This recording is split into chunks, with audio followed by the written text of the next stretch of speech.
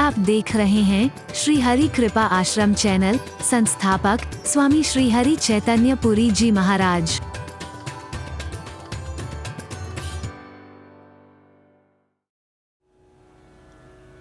और गलत नहीं कहा है। हम नकल तो करते हैं बड़ों की, लेकिन कहने वालों ने जो समर्थ लोग हैं उनके लिए क्या कहा था? समर्थ कहूं नहीं दोष गुसाई, रवि पावक सुरसरी की नहीं।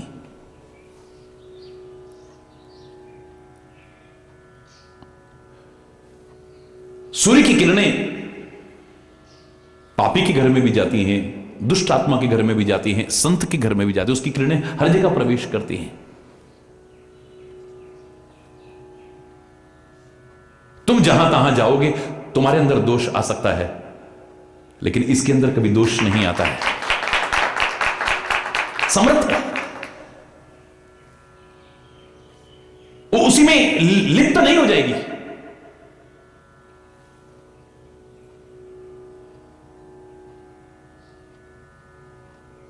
अग्नि भी सबको जला रही, लेकिन अपवित्र नहीं होती है, असंख्य है। सुरसरी की नाई गंगा जी की तरह है, उसमें मुर्दा भी जा रहा है, उसमें पुष्प भी जा रहे हैं। मूर्खतावश हम कितने गंदे नाले भी उसमें डाल रहे हैं, कूड़ा भी डाल रहे हैं, लेकिन फिर भी गंगा मैया पवित्र है। हमें जागरूक होना चाहिए, उसके अंदर गंदगी नहीं डालनी चाहिए, लेकिन फिर भी लोग शिरोधारी करते हैं, सम्मान करते हैं। समर्थ है वो।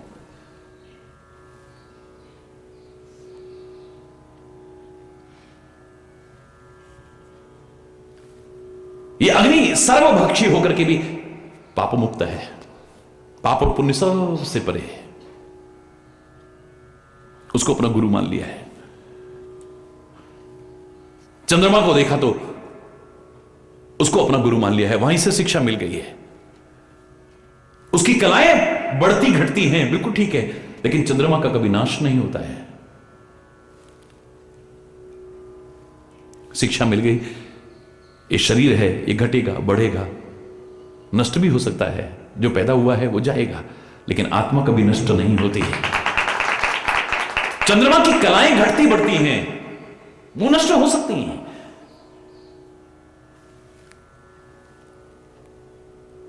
लेकिन चंद्रमा का कभी नाश नहीं होता है। रात्रि के अंधकार में भी चंद्रमा अपना प्रकाश फैलाता है। ऐसे ही ये अंधकार के अंदर अपने आप को प्रकाशमान बनाने की कोशिश करें। जैसे चंद्रमा प्रकाश भी देता है, शीतलता भी देता है, ऐसे ही शीतलता दे हम लोगों को। खुद भी शीतल रहें और उनको भी शीतलता दे। ये ऐसा कुछ ना बोले जिससे कि दूसरे के अंदर भी आवेश आ जाए, हमारे अंदर भी आवेश आ जाए। खुद भी जलें और दूसरे को भी जलाएं, ऐसा संदेश नहीं। और उनको शीतल करे, आपहु शीतल होए। चंद्रमा शीतलता दे रहा है, हमें शीतल रह करके शीतलता प्रदान करनी चाहिए।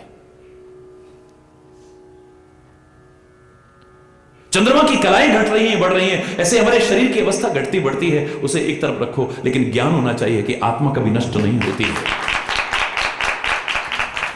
चारों ओर अंधकार का वातावरण है। अंधेरा अंधेरा मत रो, मत रो अंधेरे का राग। स्वयं को प्रकाशमान बनाओ, औरों को भी ठोकरों से बचाने की कोशिश करो। मजा तब है, ऐसी जिंदगी हमारी।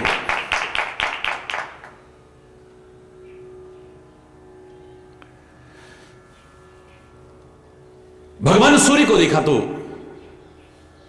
तेजस्वी बनने का संदेश ले लिया है, प्रकाशमान बनने का संदेश ले लिया है, गतिशीलता का संदेश ले लिया है, कर्मठता का संदेश ले लिया है, निर्वाकता का संदेश ले लिया है, सारे संसार का कल्याण करने का संदेश ले लिया है।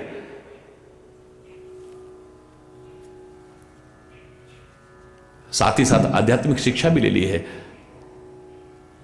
लाख घड़े पड़े हों, एक सूर्य है। सबके अंदर बराबर बराबर प्रतिबिंब नजर आ रहा है और पूरा पूरा नजर आ रहा है।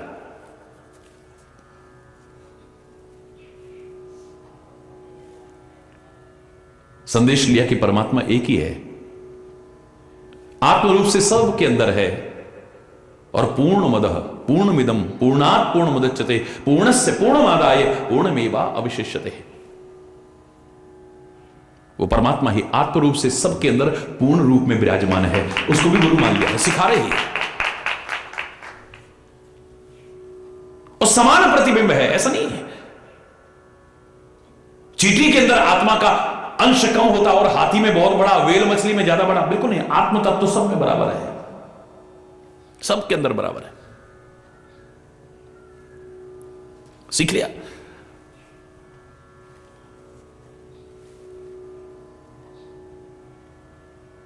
चलते जा रहे हैं तो मार्ग में देखा एक वृक्ष है और वृक्ष की शाखा पर एक कबूतर बैठा हुआ है। हरि बोल।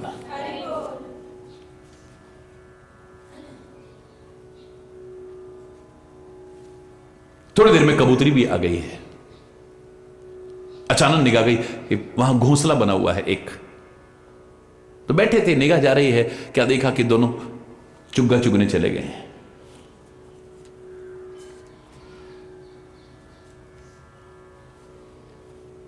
हरि बोल।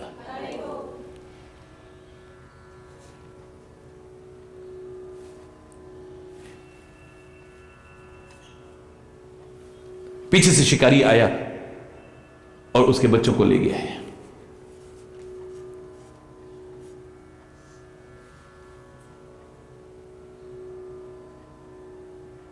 तो कहते कबूतर और कबूतरी ने अपने प्राण तक परित्याग कर दिए हैं, दोनों के लिए।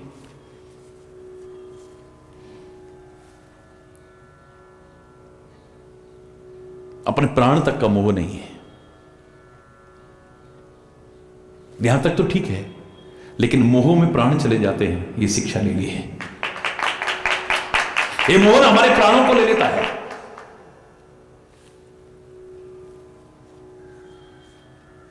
इतना मोहासक्त भी नहीं होना चाहिए। हरि बोलना।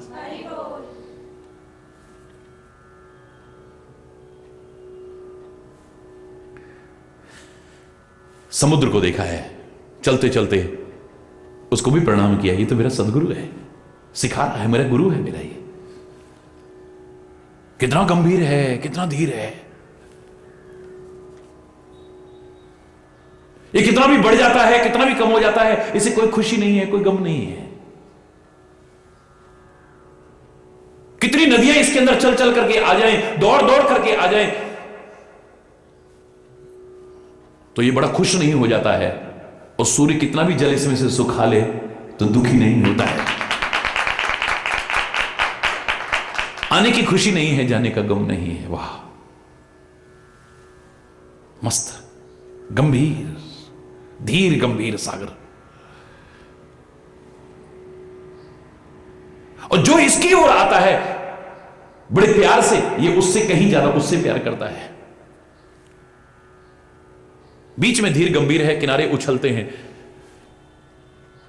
तो मैंने कहा था, मुझे लगता है सागर को पता है कि नदियां दूर दूर से दौड़ दौड़ करके मेरी ओर आ रही हैं, कितनी बाधाओं को पार करती हुई, मुसीबतों को पार करती हुई, परीक्षाओं को पार करती हुई, रुकावटों को पार करती हुई, कठिनाइयों को पार करती हुई आ रही हैं।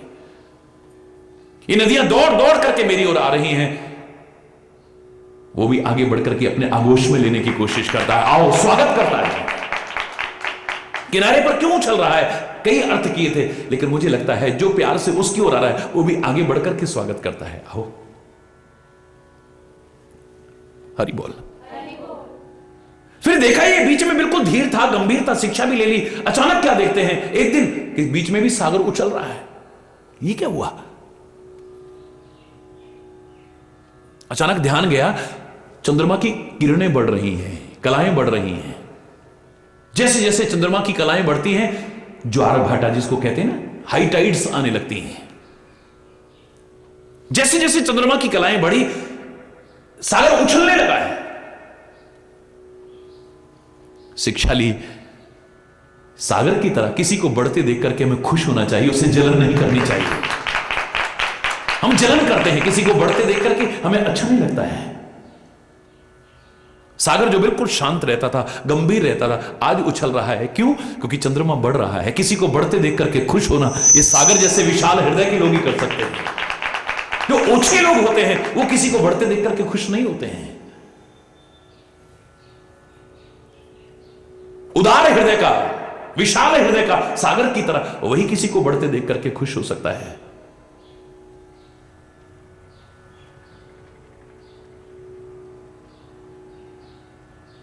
समुद्र को देखा, उसको भी गुरु बना लिया है, वहां से भी शिक्षा मिल रही है, प्रेरणा मिल रही है।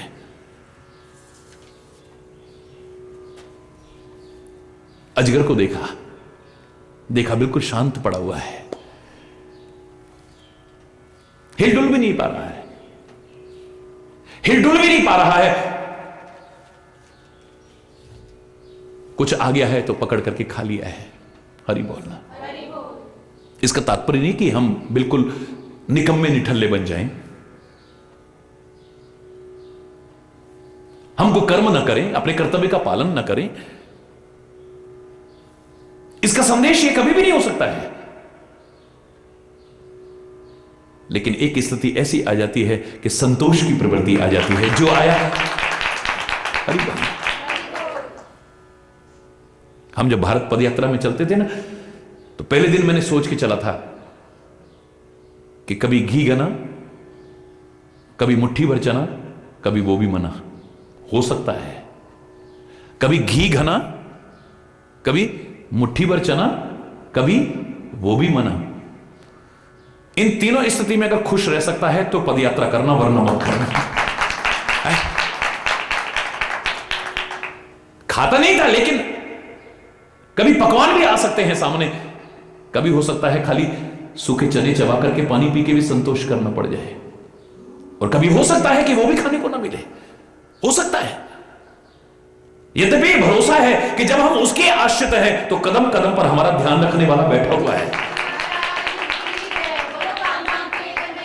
ये जानते हैं हम।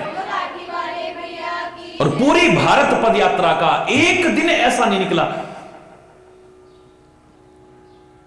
जिस दिन खाली हरि चैतन्य का, तो क्या हरि चैतन्य के साथ जो हजारों लोग चलते थे उनका भी पूरी तरह से उसने ध्यान रखा।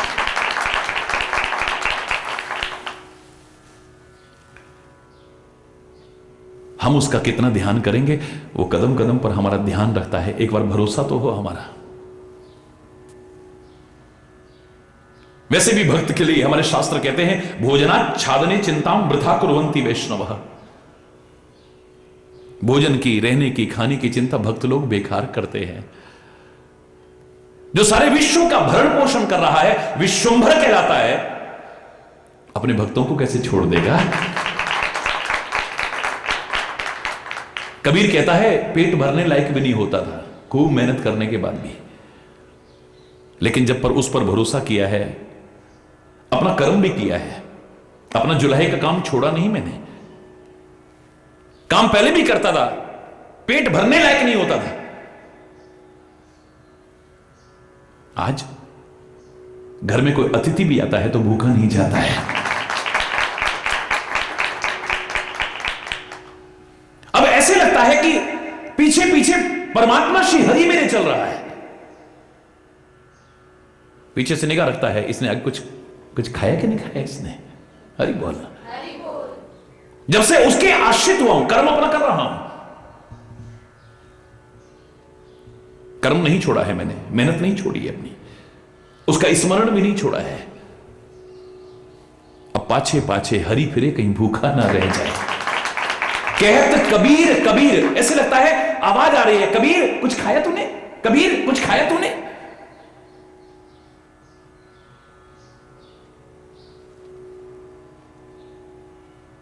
भगवान श्री कृष्ण कहा करते थे,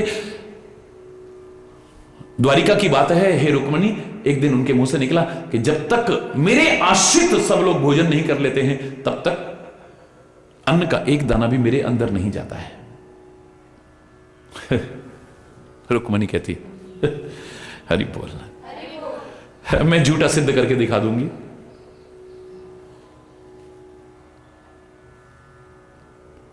दूसरे दिन ही बड़े सुंदर सुंदर पकवान थाली में सजा करके लाई, परमात्मा श्री कृष्ण के आगे रखे।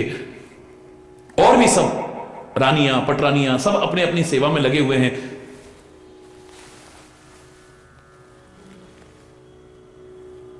हाथ जोड़ करके ध्यान करके पंचकमल कर जेवन लागे। अभी पहला कौर तोड़ करके मुंह की तरफ ही जाने लगा, रुक्मणी ने हाथ पकड़ लिया। झूठे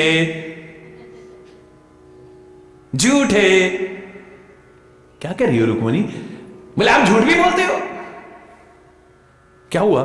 बोले आप कह रहे थे जब तक मेरा आश्रित हर कोई भोजन नहीं कर लेता तब तक अन्न का एक दाना मेरे अंदर नहीं जाता है। अब झूठ बोल रहे हो। बाहर का तो मैं नहीं जानती, लेकिन इस घर में है एक आश्रित है जिसने भोजन अभी तक नहीं किया और आपने भोजन कर लिया, करने की कोशिश कर रहे हो। अच्छा कौन है वो? दौड़ी दौड़ी गई, एक डिब्बी उठा करके लाई, बड़े जोश में आई थी डिब्बी खोलने, लेकिन खोलते ही सारा जोश ठंडा पड़ गया। एक चींटे को बंद कर दिया था उसमें, लेकिन क्या देख रही है? चींटा तो चावल का दाना खा रहा है। आंखें भटेगी भटी रह गई, इसके पास चावल का दाना ये कहां से पहुंचा? हार करके कहती है हे प्रभु इसके पास चावल का दाना कहां से पहुंचा, आप बताओ ना। तो पहले तिलक भी लगाते थे, उसमें चावल भी लगाते थे, अक्षत लगाते थे। ये पुरानी भारतीय संस्कृति की रीति थी। हर कोई, पुरुष भी नारियां भी तिलक लगाती थी और अक्षत लगाती थी। बोले जब तू तिलक लगा करके उसमें अक्षत लगाने लगी तो उसमें से चावल का एक दाना गिर गया तेरी डिब्बी में, जब तू बंद कर रही थी, और उसको भोजन मिल गया। हम अभिमानवश अपने मन की चाहते हुए भोजन करें न करें एक अलग विषय हो सकता है। हमारे पास सब कुछ है लेकिन फिर हम अन्न का तिरस्कार करें, अन्न का अपमान करें, एक अलग विषय हो सकता है। लेकिन उसके आश्रितों और हमें मिले ना, ऐसा नहीं हो सकता है। अब मिले भी और ना खाओ ये अलग विषय है। हरि बोलना। आप उसका तिरस्कार करते हो, अपमान करते हो, उसकी उपेक्षा करते हो, एक अलग विषय हो सकता है। जानबूझ करके भूखे रहो, एक अलग विषय हो सकता है। लेकिन जो मेरे आश्रित है उसको न मिले, ऐसा हो ही नहीं सकता है। फिर उसके अंदर तो वो शक्ति सामर्थ्य है, जब द्रौपदी के पात्र में से एक कण खा करके 10,000 शिष्यों सहित दुर्वासा ऋषि का पेट भर सकता है,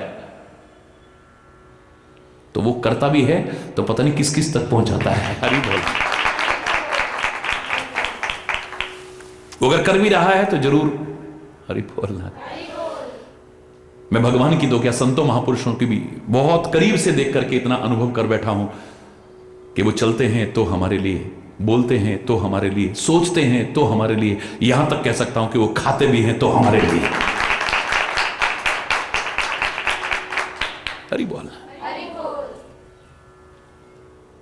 तो अजगर को देखा है तो संतोष की बात। मैं इसका अर्थ ये कदापि नहीं लगा सकता हूं कि आप मेहनत मत करना, नहीं, कर्म अवश्य करना चाहिए।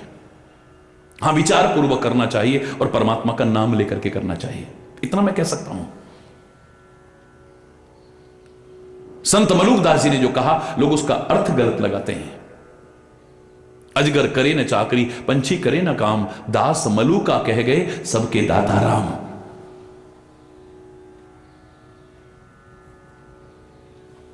यानी अजगर कोई नौकरी नहीं करता कहीं पे, लेकिन उसका भी पेट भरता है, कभी भूखा नहीं मरा। हरि बोलना। अजगर करे ना चाकरी, पंछी करे ना काम। पंछी का कोई काम धंधा नहीं है, कोई दुकान नहीं है, कोई नौकरी नहीं है, लेकिन फिर भी उसका भी पेट भरे। हां, ये नहीं कहा है कि आप निकम्मे निठल्ले बन जाओ। कौन कहता है पंछी निकम्मे निठल्ले हैं? सुबह सुबह उठते हैं, ब्रह्म मुहूर्त में उठते सबसे पहले, और चहचहा करके तुम्हें भी उठाने की कोशिश करते हैं। तुम आलसी और दरिद्री बनकर के पड़े रहो, एक अलग विषय हो सकता है। सूर्य तुम्हें उठाने के लिए आ रहा है, पक्षी तुम्हें उठाने के लिए आ रहे हैं।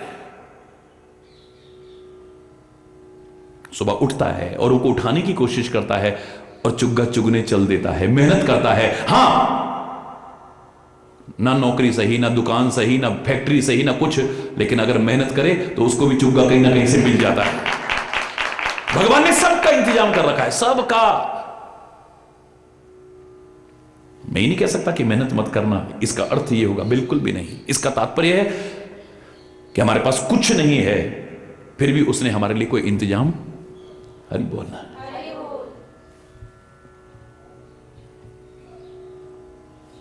एक पतंगे को देखा, पतंगे को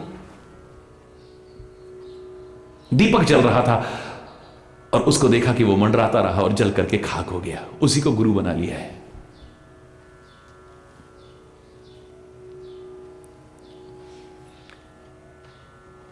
ये आंखों के विषय जो रूप है, इससे बचो।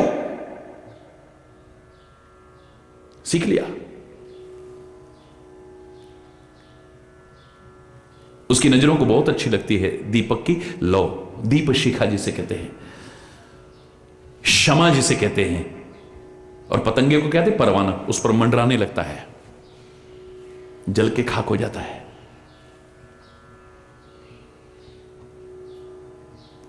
उस संसार के रूप की ओर आसक्त रहने वाले, तेरी भी यही दुर्गति होने वाली है। रूप ही देखना है तो उसका देखना। हरि बोलना, जिसकी वजह से सब सुंदर हैं। असुंदर भी सुंदर लग रहे हैं और सुंदर भी उसी की वजह से सुंदर लग रहे हैं। सुंदरता पर आसक्त न हो जाएं, वरना पतंगे की तरह अपनी जान गंवा सकते हैं हम। कितनी अच्छी शिक्षा दे दी है। मधुमक्खी को देखा, कितनी मेहनत कर रही है।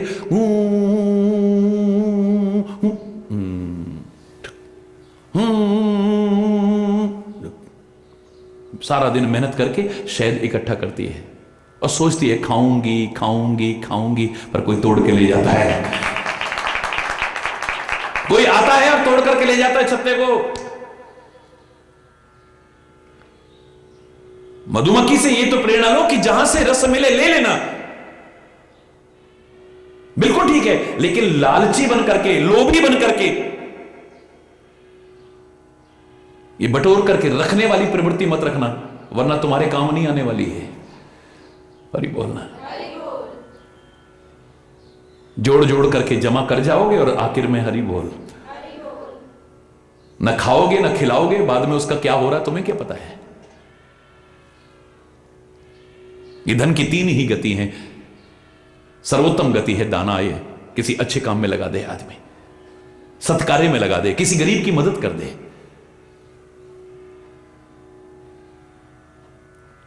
मध्यम गति है उसकी भोगाय, यानी खुद खाओ औरों को खिलाओ। दान भी ना किया, भोग भी ना किया, तो फिर नाश आए, फिर नष्ट ही होता है। तीन ही गति है धन की। मैंने कहा था ना, बीरबल को जब सम्मान मिलता था भरे दरबार में, तो लोगों को जलन होती थी, इसको रोज रोज सम्मान क्यों मिलता है। उसकी विद्वता पर सम्मान मिलता था उसे, बुद्धिमत्ता का सम्मान होता था उसका, उसकी समझदारी का सम्मान होता था। और हकीकत है, राजा की तो अपने देश में ही पूजा है, विद्वान जहां जाएगा उसकी पूजा होगी। धन से ज्यादा गुण को महत्व देना, ज्ञान को महत्व देना, उससे भी ज्यादा कीमती है ये। बड़ी जलन होती थी, तरह तरह के प्रश्न ढूंढ करके लाते थे। जहां पर ना इससे ये पूछो, जहां पर ना इससे ये पूछो। एक दिन अकबर ने बीरबल से कुछ ऐसा कहा कि सारे बड़े खुश हो गए, बोले आज तो बस ये गया। हरि बोलना, जोर से बोलो ना। अकबर 15 रुपए देकर के कहता है, हे बीरबल 5 रुपए का अब ले आओ, 5 रुपए का तब ले आओ, और 5 रुपए का ना अब ना तब लेके आओ, जाओ। आज पता लगेगा। हरि बोलना, आज पता लगेगा क्या करता है ये। बीरबल 15 रुपए लेकर के, सस्ते जमाने थे, 15 रुपए बहुत होते थे, लेकर के गया। सारा दिन निकल गया, शाम को लौटता है और लोग खाना पीना छोड़ के भी वहीं विराजमान है। देखते हैं आज क्या होता है, देखते हैं आज क्या होता है। हरि बोलना। दरबार भरा हुआ है, बीरबल आता है, साथ में 2-3 सेवक हैं, एक फल का टोकरा लेकर के आ रहा है, एक मिठाई का टोकरा लेकर के आ रहा है, और एक में मेवे वगैरह हैं लेकर के आ रहे हैं। ला करके जहांपना के चरणों में रखा और प्रणाम किया। जहांपना ये लीजिए। अकबर बोला इतना तो मुझे जानकारी है कि मेरे राज्य में सामान अभी इतना महंगा नहीं हुआ है। मैंने तुम्हें 15 रुपए दिए थे और मैं अंदाज लगा सकता हूं ये 5 रुपए से ज्यादा का सामान नहीं है। बोले जहांपना मैंने कब कहा 15 रुपए का है, मैं भी कह रहा हूं 5 रुपए का है, पर मैंने तो आपको 15 रुपए दिए थे। पर जहांपना आपने काम भी तो 3 बताए थे ना, 5 रुपए का अब ले आना, 5 रुपए का तब ले आना, 5 रुपए का ना अब ना तब ले आना। तो महाराज ये 5 रुपए का अब है, इसे खाओ, ये अब काम आएगा, बाद में काम आने वाला नहीं है। ये हरि बोल। ये 5 रुपए का अब है, ये अब काम आएगा, बाद में काम आने वाला नहीं है। अच्छा तो 5 रुपए का तब? बोले मैं जब रास्ते में जा रहा था एक दीनहीन फटे हाल को फुटपाथ पर मैंने देखा, तड़प रहा था बुरी तरह से, ठंड में ठिठुर रहा था बुरी तरह से, मेरे से रहा नहीं गया। मैं पास में गया और हाथ जब लगा के देखा तो क्या देखा, उसे बुखार भी हो रहा था, तप रहा था बुरी तरह से। मैं वैद्य जी के पास लेके गया उसे, उसका उपचार कराया, उसे दवाइयां दिलवाई, उसको भोजन करवाया, कुछ दिन के लिए राशन उसको लेकर के दिया, कुछ वस्त्र लेकर के दिए, एक कंबल लेकर के दिया। 5 रुपए खर्च हो गए महाराज, वो आपके अब तो काम नहीं आएंगे लेकिन तब जरूर काम आएंगे। अरे ये आपके अब काम नहीं आएंगे लेकिन तब काम आएंगे। अब सबकी हवा खराब, ये तो सारे कहते हैं पीछे से, हां तो बता फिर 5 रुपए का ना अब तब, उसका क्या किया तूने? बोले अभी बताता हूं। बोले रास्ते में एक वेश्या नृत्य कर रही थी, लोग भी वार फेर कर रहे थे, मैंने भी 5 रुपए वार फेर करके फेंक दिए, वो ना अब काम आएंगे ना तब काम आएंगे। अरे बोल नष्ट है।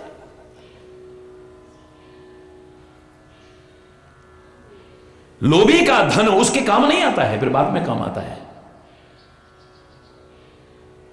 मधुमक्खी की तरह कोई बुराई नहीं है, आप इकट्ठा करते हो, लेकिन संचय की प्रवृत्ति ना खाया ना खिलाया तो लोग तोड़ करके ले जाएंगे फिर। अरे बोलना गुरु मान लिया है, हाथी को देखा, हरि बोल, इतना भारी भरकम शरीर है, और मैंने तो आपसे कहा था हाथी जैसा तो गुरु कौन होगा, कितनी शिक्षाएं भरी हुई हैं।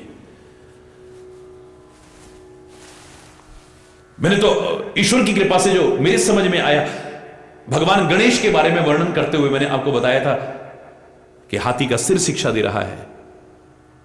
हर कोई लड़ाई जब करता है तो अपना सिर भी बढ़ा सकता है, चाहे जैसे भी लड़े, लेकिन कभी ना कभी खोपड़ी मार सकता है, लेकिन हाथी नहीं मारता है, क्योंकि हाथी का सबसे कोमल और नाजुक अंग यहां होता है। इसलिए मतवाला से मतवाला हाथी, पागल से पागल हाथी भी जब अंकुश यहां लगता है तिल मिला जाता है और कंट्रोल में आ जाता है।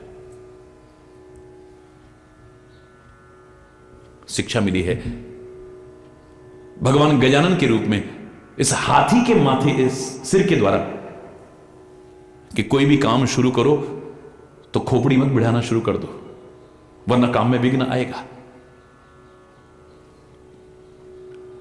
हाथी की छोटी छोटी आंखें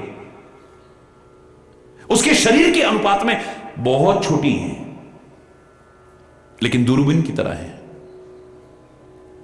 हमारी आंखों में जो 2 लेंस हैं, अंदर वाला और बाहर वाला लेंस, बच्चे पढ़ा करते हैं स्कूल में, इनका अनुपात आपस में ऐसा है कि सामने की चीज जितनी है उतनी दिखाई देती है, कम या ज्यादा दिखती है तो आंख में एक और लेंस लगाने की, यानी चश्मा लगाने की आवश्यकता पड़ती है। जितनी है उतनी दिखाई देगी। उल्लू की आंखों में लेंस का अनुपात बिल्कुल उल्टा है, इसलिए उसे प्रकाश की सन्निधि में दिखाई भी नहीं देता है, इतना ज्यादा है उसकी आंखों में। और हाथी की आंखें बिल्कुल उल्टी हैं। जैसे दूरबीन से आप दूर की चीज को भी करीब देखते हो और जितनी है उससे बड़ी दिखाई देती है, हाथी को भी सामने की इतनी सी चीज भी इतनी बड़ी दिखाई देती है और करीब दिखाई देती है। प्रकृति ने तो इसलिए रखा, ये अपने शरीर के अभिमान में, भारी भरकम शरीर के अभिमान में सबको अपने पैरों तले रोंदना ना शुरू कर दे। तुम हाथी को देख के डरते हो जंगल में, जंगल तुम्हें देख के डरता है। ओ, हाथी तुमको जंगल में देख करके डरता है, क्योंकि आप बहुत बड़े दिखाई देते हो उसे। ये शिक्षा दे रहा है कि सामने वाले को कभी छोटा मत समझो। तुम किसी का तिरस्कार करते हो, अपमान करते हो, उसे छोटा समझ के करते हो। बड़ा समझते तो तुम कभी किसी का तिरस्कार ना करते, अपमान ना करते कभी भी। बड़प्पन के काम करना, लेकिन अपने आप को बड़ा मत समझना, कितनी बड़ी शिक्षा दे रहा है। हम अपना बड़प्पन सिद्ध करने के लिए सारी शक्ति झोंक देते हैं, सारे साधन झोंक देते हैं, सारी सामर्थ्य झोंक देते हैं। किसी को नीचा दिखाने के लिए हम चाहे जो करने को तैयार हो जाते हैं। नहीं, यह हमारा बड़प्पन नहीं है। जो किसी के बड़प्पन को कम करके अपना बड़प्पन सिद्ध करना चाहे, किसी का निरादर करके अपना सम्मान स्थापित करना चाहे, किसी की निंदा करके अपना यश स्थापित करना चाहे, वो बड़ा कभी हो ही नहीं सकता है।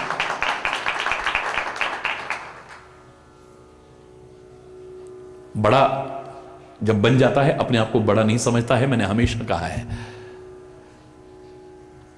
जिसको तुम बड़ा कहते हो, भल्ला कहते हो, दाल को पहले दलते हो। बड़ा ऐसे नहीं बन जाता आदमी। समझ कोई भी ले अपने आप को बड़ा, लेकिन बड़ा ऐसे नहीं बन जाता है आदमी। दाल को पहले दलते हो, 2 टुकड़े करते हो, फिर उसको पानी में गलाते हो, उसकी खाल उतारते हो, छिलका उतारते हो, फिर उसे पीसते हो, फिर छोटे छोटे टुकड़े करते हो, खौलते हुए तेल में डालते हो, बीच में छेद कर देते हो, तब बनता है बड़ा। लेकिन जब वो बड़ा बन जाता है, अपने आप को बड़ा नहीं समझता। दही में डालो तो दही बड़ा, सौंठ में डालो तो सौंठ बड़ा, कांजी में डालो तो कांजी बड़ा, ये बड़ा, वो बड़ा, मैं बड़ा हूं कभी नहीं कहता है। जो बड़ा होता है वो अपने आप को बड़ा नहीं समझता और उनको बड़प्पन देता है। किसी के बड़प्पन को कम करने की कोशिश नहीं करता है, किसी की निंदा चुगली करने की कोशिश नहीं करता है, किसी की बुराई करने की कोशिश नहीं करता, किसी को नीचा दिखाने की कोशिश नहीं करता है कभी भी। ये सब प्रवृत्तियां हैं तो हम बड़प्पन के नजदीक भी नहीं फटके हैं अभी। हरि बोलना, कितनी अच्छी शिक्षा दे रहा है। फिर हाथी के कान कितने बड़े बड़े हैं, सूप की तरह हैं, बिल्कुल सूर्पाकार कहते हैं उन्हें, सूप की तरह है। ये कह रहा है कि कानों को कैसा बनाओ, सूप की तरह। इन कानों में तो पता नहीं कितनी तरह की बातें आएंगी, तुम्हारे प्यार को, तुम्हारी श्रद्धा को, तुम्हारे आपस की शांति और सद्भाव को खत्म करने के लिए लोग तुम्हारे कान में पता नहीं क्या क्या कहते हैं। कान के कच्चे मत बनना, सूप की तरह बनाओ। जैसे सूप सार सार को ग्रहण करता है, थोथे को उड़ा देता है, ऐसे ही सार सार को ग्रहण करना, थोथे को। हरि बोल, कितनी बड़ी शिक्षा दे रहा है। हाथी की नाक भी सबसे बड़ी है, और बड़ी नाक प्रतिष्ठा का सूचक होती है। जो प्रतिष्ठा के खिलाफ कोई काम करते हैं, हम क्या करते हैं, नाक कटवा ली इसने। कोई आवश्यक नहीं है कि चाकू या छुरी से ही कोई काटे तभी नाक कटती है। जब गलत काम करते हैं तो हमारे लिए यही कहा जाता है, इसने नाक कटवा ली है अपनी। बड़ी नाक प्रतिष्ठा का सूचक है, यानी कुछ ऐसे कर्म करो जिससे समाज में तुम्हारी प्रतिष्ठा हो। हरि बोलना, जोर से बोलना। हाथी के दांत दिखाने के अलग हैं और खाने के अलग हैं, पर खाने के ज्यादा हैं, दिखाने के कम है, यानी दिखावा बहुत कम है। हम तो किसी की कथनी और करनी में अंतर देखते हैं तो मजाक में कह देते हैं, उसका मजाक उड़ाने के लिए, उपहास करने के लिए कहते हैं, अरे इसके खाने के और हैं, दिखाने के और हैं। लेकिन नहीं, कितनी बड़ी शिक्षा है कि जहां शांति बनी रहे, सद्भाव बना रहे, प्यार बना रहे, एकता बनी रहे, किसी के संबंध बने रहे, वहां पर बाहर से सब जानने के बाद भी दिखावा भी करना पड़े तो दिखावा करने में भी संकोच मत करना। हम जानते हैं सत्य को, लेकिन अगर हमने उद्घाटित कर दिया तो क्या होगा, आपस का प्यार खत्म हो जाएगा, लड़ाई हो जाएगी, युद्ध की स्थिति पैदा, हम फट जा करके, हमारे पेट में कोई बात ही नहीं पचती है। हरि बोलना,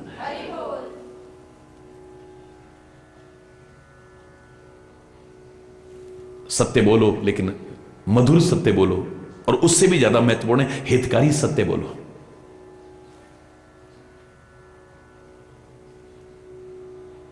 कितनी बड़ी शिक्षा मिल रही है। फिर इतना भारी भरकम शरीर है और इसको मारने के लिए एक छोटी सी चींटी काफी है। हरि बोलना, जोर से बोल रहे। ये दिखाया है कि बड़प्पन के अभिमान में मत आ जाना।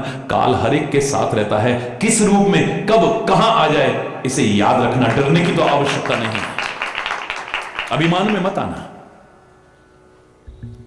एक परमात्मा और मौत को अगर याद रखोगे कभी गलत काम नहीं होगा तुमसे। हम किसी की चीज हड़पने के लिए कह देंगे, अरे हम कौन सा ले जाएंगे या हरि बोलना,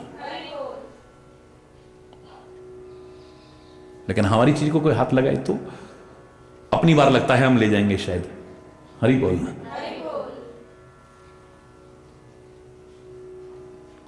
औरों की बार हम कहेंगे अरे एक दिन चला जाएगा, हम अपनी बार भूल जाते हैं कि एक दिन हमको भी जाना है। हम किसी का दिल न दुखाएं, किसी का बुरा न करें, किसी की बुराई न करें, किसी का हक न छीनें, सब हिसाब देना पड़ेगा हमें जाकर के। अपनी बार भूल जाते हैं। हरि बोलना।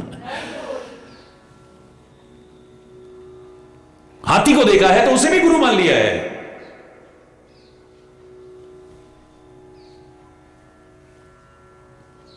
लेने लगे तो वो भी अनंत शिक्षाएं दे रहा है, प्रेरणाएं दे रहा है, उपदेश दे रहा है। हिरण देखा क्योंकि जंगल से निकल रहे हैं ना, अब एक हिरण को देखा है, तुरंत शिक्षा ले ली है।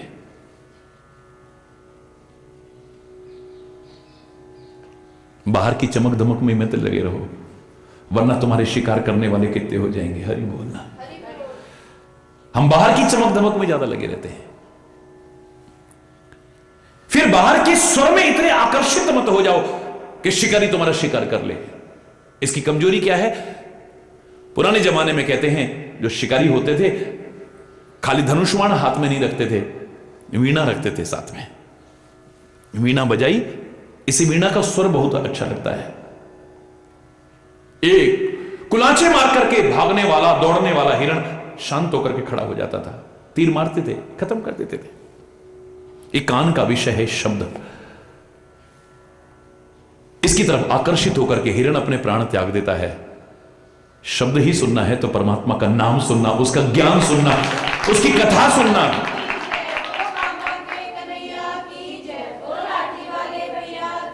इस संसार का शब्द भी तेरा नाश करा सकता है, याद रखना। शब्द स्वयं नष्ट नहीं होता है क्योंकि यह अक्षरों से बना होता है, और अक्षर का तात्पर्य जो कभी क्षर ना हो, कभी नष्ट ना हो, उसे अक्षर कहते हैं।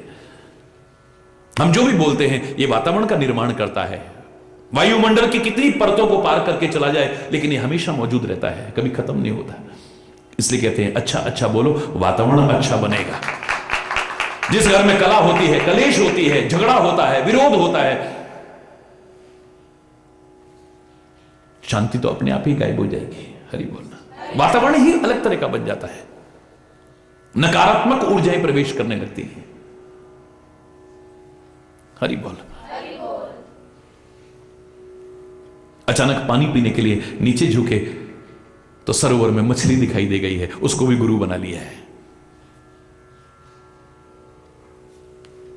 क्या देख रहे हैं सामने? एक ही व्यक्ति ने जाल डाल रखा है, कांटा डाल रखा है और पकड़ पकड़ के इनको ले जा रहा है।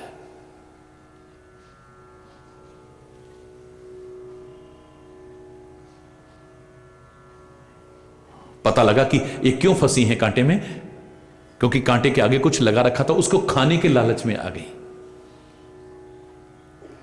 ये जीव का जो चटोरापन है ना, इसको चटपटा चाहिए, ऐसा चाहिए, ये चाहिए, वो चाहिए। अब भोजन करो, शरीर के लिए वो भी आवश्यक है। शरीर के लिए भोजन बना है, भोजन के लिए शरीर नहीं बना है। जो हम खा रहे हैं, ग्रहण कर रहे हैं भोजन, हमारा ध्यान इस पर ज्यादा होना चाहिए, ये भोजन हमारे मन पर, हमारे विचारों पर, हमारे चिंतन पर क्या असर डालने वाला है। ये चटोरापन ना हो। सब कुछ खाने को मिल रहा है लेकिन कुछ कमी सी लग रही है। बाजार में गए, ठेले के पर खड़े होकर के अब गोलगप्पे खाने हैं हमको। हरि बोलना। हरि बोलना। घर में सब कुछ है, सब कुछ है, इतने एक एक चीज बन रही है, एक से एक, लेकिन जरा सामान लेने गए बाजार, बस वहीं खड़े होकर के कुछ और। एक चटोरापन है। वो चटोरेपन में अपनी जान गंवा देती है वो। हरि बोलना। भोजन करो, अवश्य करो, संतुलित करो, संयमित करो, शुद्ध करो, सात्विक करो, नियमित करो, कोई बुराई नहीं है। भोजन स्वादिष्ट भी हो, मेरा इससे कोई विरोध नहीं है, लेकिन स्वाद से ज्यादा निगाह हमारे पर इस बात पर होनी चाहिए, इसको खाने के बाद हमारे मन, मस्तिष्क और चिंतन पर क्या प्रभाव पड़ेगा। ये मछली उस स्वाद के चक्कर में आकर के, जीव के चक्कर में आके मरती है। हरि बोलना है। उसे भी गुरु बना लिया, वहां से भी सीख लिया है। सीखने वाला होना चाहिए, जो हमारा प्रसंग चल रहा है।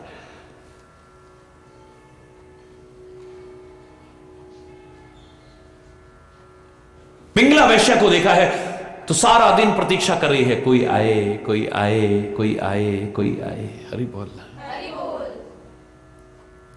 शायद उतनी देर मेहनत करती तो उससे कहीं ज्यादा कमा लेती। कोई आए, मेरे रूप पर आकर्षित हो, मेरी सेवा से आकर्षित और मुझे कुछ दे के जाए। हरि बोलना।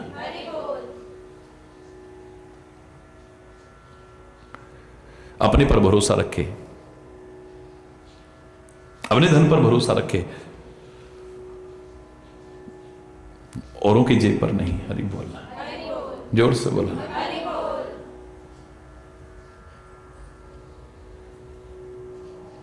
कुरुड़ पक्षी को देखा है, उसको गुरु बना लिया है। कुरुड़ पक्षी को देखा तो क्या देखते हैं, वो अपने मुंह में मांस का टुकड़ा लेकर के चल रहा है और उसके पीछे इतने सारे पक्षी पड़े हुए हैं उसे मारने के लिए। हरि बोलना। बिल्कुल जान पर आ गई है, तब समझ में आई है, अपने मुंह में से उस टुकड़े को बाहर फेंका, सब पक्षी उस पर गिरे और ये आराम से निकल गया, वरना जान जा सकती थी।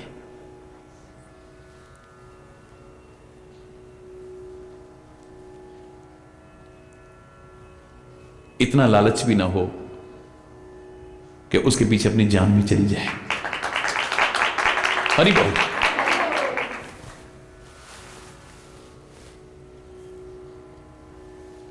एक छोटा सा उदाहरण लेके ये कितनी बड़ी शिक्षा दे रहा है।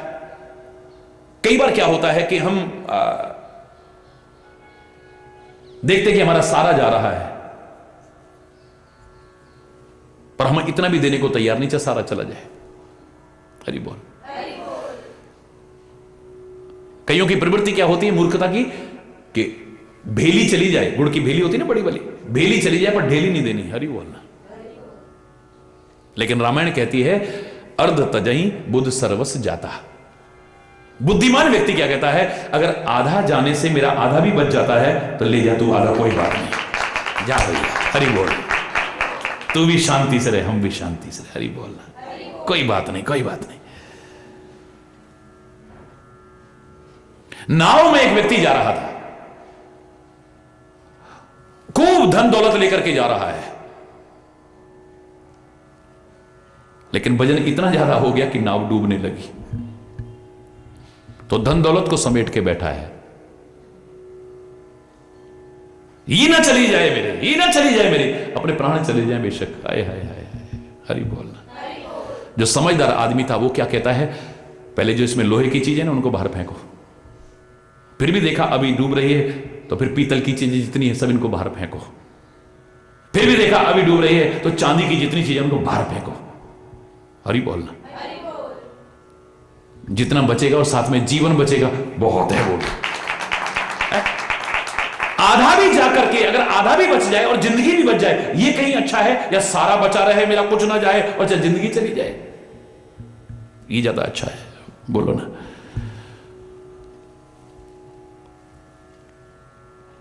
व्यक्ति अपने जीवन से, अपनी क्रियाओं से, अपनी सोच से, अपनी बोली से, अपनी चाल ढाल से अपना परिचय देता है, अपनी मूर्खता और बुद्धिमत्ता का परिचय देता है,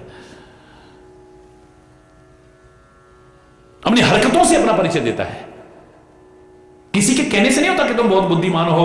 एक मूर्ख व्यक्ति को कोई बुद्धिमान कहते तो बुद्धिमान नहीं बन जाएगा, और एक बुद्धिमान को कोई मूर्ख कहे तो कोई मूर्ख नहीं बन जाएगा। एक संत को कोई दुष्ट कह दे तो वो दुष्ट नहीं बन जाएगा, और एक दुष्ट को कोई संत कह दे तो संत नहीं बन जाएगा। याद रखना। लेकिन आदमी अपना परिचय देता है। हमें अपनी बुद्धिमत्ता का परिचय देना चाहिए, समझदारी का परिचय देना चाहिए। मूर्खतावश जिसकी वजह से अपनी भी जान में संकट में थी, उस मांस के टुकड़े को नहीं छोड़ रहा था वो, और अब देखा उसको फेंकते ही सब पक्षी जो उसकी जान के पीछे पड़े हुए थे सब पीछे रह गए। अब आराम से उड़ करके जा रहा है। जिंदगी से बड़ा और कुछ नहीं है। हरि बोलना।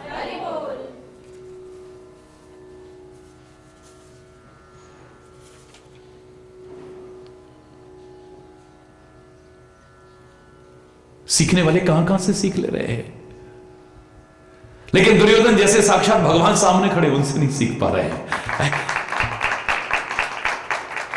उत्तम विद्या लीजिए यद्यपि नीच पे होए, पर्यो अपावन ठोर पे कंचन तजे न कोई। हरि बोलना।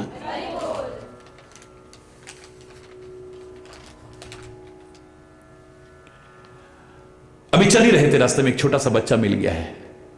आहा, छोटे से बच्चे को देखा, कहते हाँ तू भी मेरा गुरु है। कितनी अच्छी शिक्षा मिल रही है। बच्चे मन के सच्चे, सारी जग की आंख के तारे, ये वो नन्हे फूल हैं जो भगवान को लगते प्यारे। बच्चे मन के,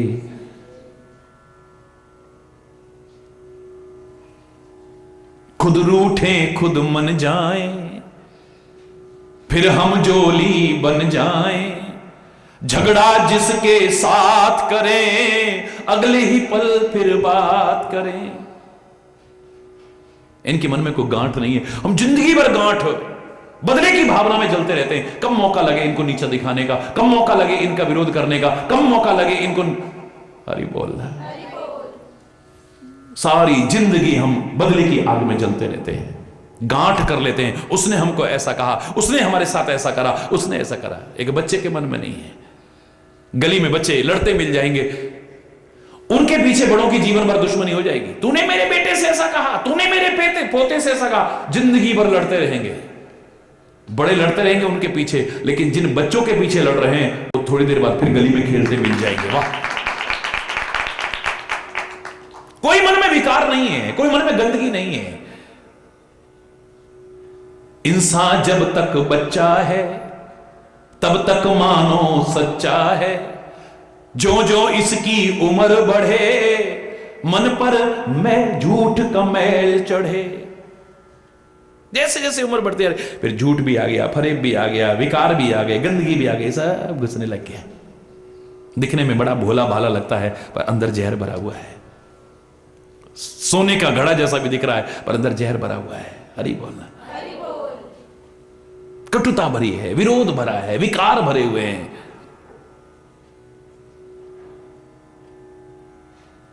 तभी तो कहते हैं उम्र तुम्हारी जिस स्थिति तक भी जाती रहे जाने दो, तुम रोक नहीं सकते, लेकिन स्वभाव बच्चों जैसा बनाए रखो। अबोध मत बनना, अबोध मत बनना। लेकिन जैसे बच्चे के मन में पवित्रता है, जैसे बच्चे के मन में कोई विकार नहीं है, जैसे बच्चे के मन में कोई गंदगी नहीं है, जैसे बच्चे के मन में कोई विरोध नहीं है, जैसे बच्चे के मन में कोई कटुता नहीं है, जैसे बच्चे के मन में कोई गांठ नहीं है, ऐसे बन जाओ। भगवान दत्तात्रेय कहते हैं छोटे से बच्चे को देख करके, गुरुदेव आपको भी प्रणाम, आप भी मुझे शिक्षा दे रहे हैं।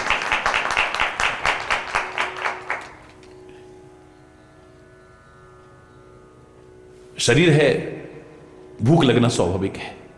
अब चलते चलते चलते चलते किसी की कुटिया के आगे पहुंचे। हरि बोल।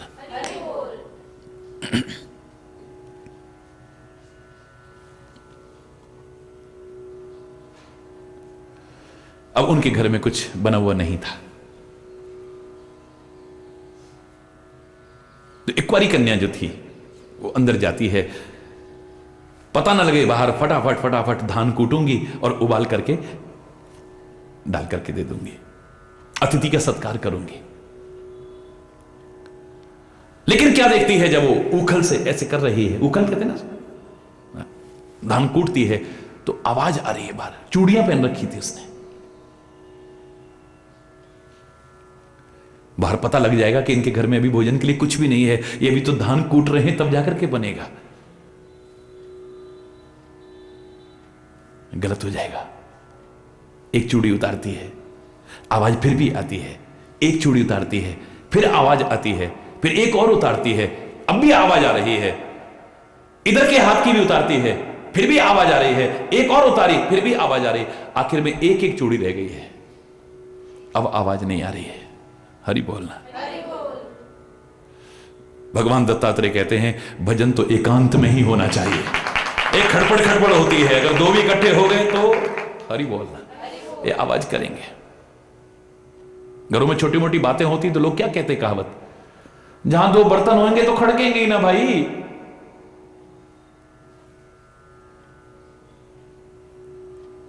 और एकांत की परिभाषा ये नहीं कि जंगल में हो, हिमालय की चोटी पर हो, गुफा के अंदर हो या बंद कमरे में हो। जो एकांत के अर्थ को समझ जाते हैं वो भीड़ में भी एकांत में रहते हैं, और जो एकांत का अर्थ नहीं समझते वो गुफा के अंदर घुस करके भी एकांत का लाभ नहीं उठा पाते।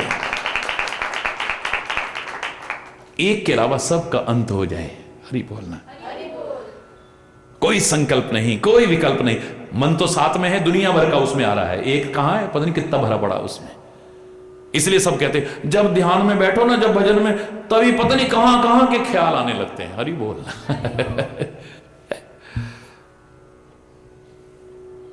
भजन एकांत में ही होता है।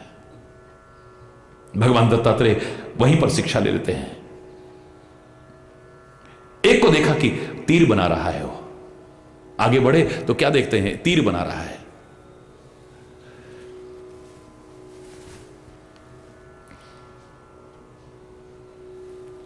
उसके आगे से राजा की सवारी निकली और उसे पता ही नहीं है।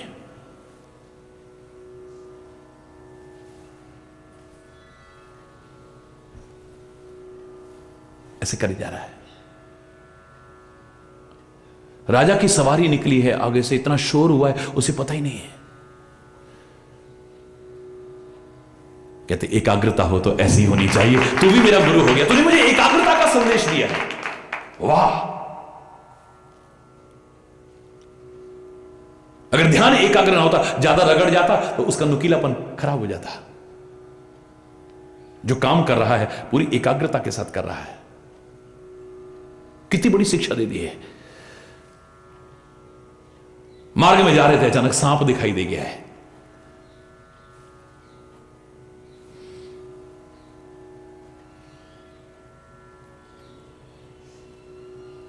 देख करके शिक्षा ले ली है।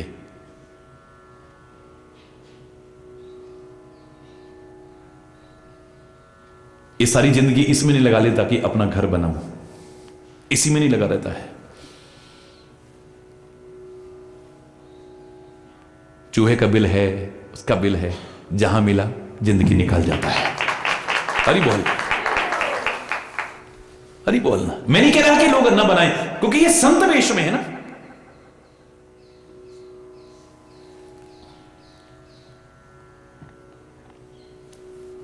निकाल गए अपने, जहां जगह मिली वहीं रह गए। मकड़ी को तो ये देखा, एक जगह पर बैठे हैं तो क्या देखा, जाला है सामने, उसमें मकड़ी है, फंसी हुई है। ये जाला बनाया किसने? खुद इस मकड़ी ने अपने बनाए जाल में ही फंसी हुई है। तू भी मेरी गुरु है, शिक्षा दे रही है कि ऐसा जाल मत बनाना कि उसमें खुद ही फंस जाओ। हरि बोल। ऐसा जाल तैयार मत करना, उसी में बुरी तरह से फंस जाए। भृंगी कीड़े को देखा है, भृंगी कीड़े को हमेशा गुनगुनाता है और पूरी तरह से तन्मय हो जाता है, और जिसमें तन्मय होता है उसी का रूप धारण कर लेता है। उसकी विशेषता यही है। मां जानकी ने जब हनुमान जी से कहा ना, भई गति कीट भृंग की नहीं, मेरी भृंगी के कीड़े जैसी स्थिति हो गई है, कह देना श्री राम जी से ज्यादा दिन हो गए तो मैं यहां पर मिलूंगा नहीं तुमको। क्या अर्थ है इसका? भृंगी का कीड़ा जो जिसमें तन में होता है उसी के रूप में आ जाता है, यानी राम का स्मरण करते करते मैं राम बन जाऊंगी, सीता नहीं मिलेगी फिर आपको। तन्मयता तद्रूपता प्रदान करती है, ये हमारे वेदों का संदेश है। तन्मय उसी रूप में आ जाता है। गंदा से गंदा नाला भी जब गंगा जी में आ गया है उसमें तन्मय हो गया पूरी तरह, अब गंगा जी बन गया है, अब गंदा नाला नहीं है, एक कदम आगे। गंगा जी भी जब सागर में तन्मय हो जाती है, एक कदम आगे जाओ फिर मीठा जल नहीं है, खारा पानी है। ना वो रूप है, ना वो स्वाद है, ना गंध, जिसमें तन्मय हुई उसी की जैसी बन जाती है। हरि बोल। हनुमान जी बड़े परेशान जाकर के कहते हैं, हे प्रभु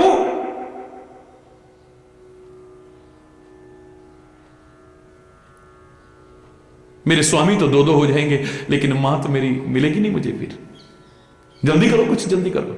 मगर चिंता मत करो। कैसे चिंता ना करो प्रभु, उनकी भृंगी के कीट जैसी स्थिति है, यानी यहां भी राम जी और वहां भी राम जी हो जाएंगे, मां जानकी के दर्शन नहीं होंगे। बोले घबरा मत, मैं भी पूरी तरह से उसके ध्यान में मग्न हूं। अगर वो ध्यान में तन्मय होकर के राम बन जाएगी तो मैं सीता बन जाऊंगा। हरि बोल।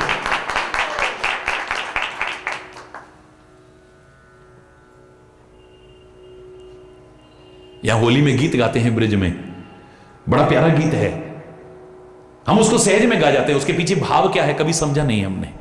होरी में श्याम बने गोरी, होरी में श्याम बने गोरी, होरी में श्याम बने गोरी, होरी में श्याम बने गोरी, होरी में राधा श्याम श्याम भई राधा। हरि बोल। राधा श्याम श्याम भय राधा, श्याम भय राधा, श्याम भय राधा, श्याम श्याम भय राधा, राधा श्याम श्याम भय राधा। कैसी सुंदर जोड़ी है होरी में, ओ कैसी सुंदर जोड़ी है होरी में श्याम बने गोरी। तन्मय हो गए हैं, या राधा श्याम बन जाती है, श्याम राधा बन जाते हैं। हरि बोलना। भृंगी के कीड़े को देखा, तन्मयता का संदेश लिया है कि पूरी तरह से जब व्यक्ति तन्मय हो जाता है तो तद्रूप बन जाता है।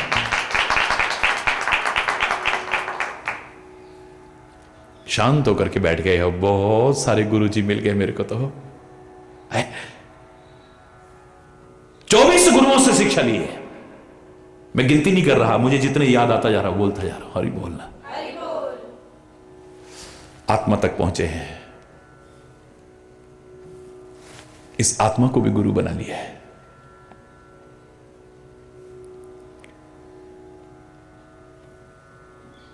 महात्मा को गुरु बाद में, परमात्मा को गुरु बाद में, पहले आत्मा को गुरु बना लिया है।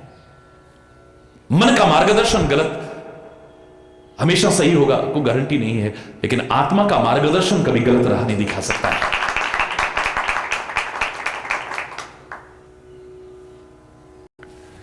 आत्मा की बताई राह पर चलना है, वो तभी सुनाई देगी जब शांत और निष्पक्ष होकर के सुनोगे। आपको अंतरात्मा की आवाज सुनाई देगी, उस पर चलो, आपके जीवन का कल्याण होगा, कभी पतन नहीं हो सकता है। और आत्मविश्वास की प्रेरणा ली है, सेल्फ कॉन्फिडेंस।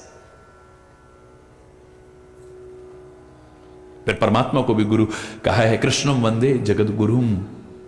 महात्मा को सदगुरु के रूप में हम स्वीकार करते हैं, संत को सदगुरु के रूप में स्वीकार करते हैं, आत्मा को सदगुरु के रूप में स्वीकार करते हैं। फिर हमारे यहां तो नदियां हमें सिखाती हैं, वृक्ष हमें सिखाते हैं, पृथ्वी हमें सिखाती है, आकाश सिखाता है, वायु सिखाती है, पशु सिखाते हैं, पक्षी सिखाते हैं, कीट मकोड़े तक सिखाते हैं। सीखने वाले तो बन जाएं हम।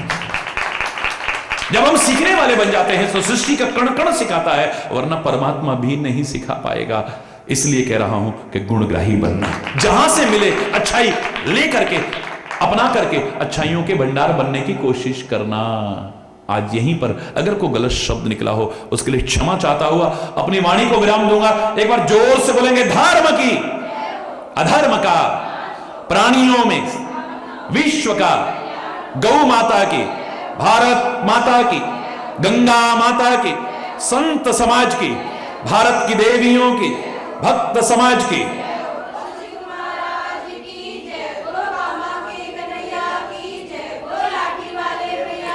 बोलो वृंदावन बिहारी लाल की जय। जय जय श्री राधे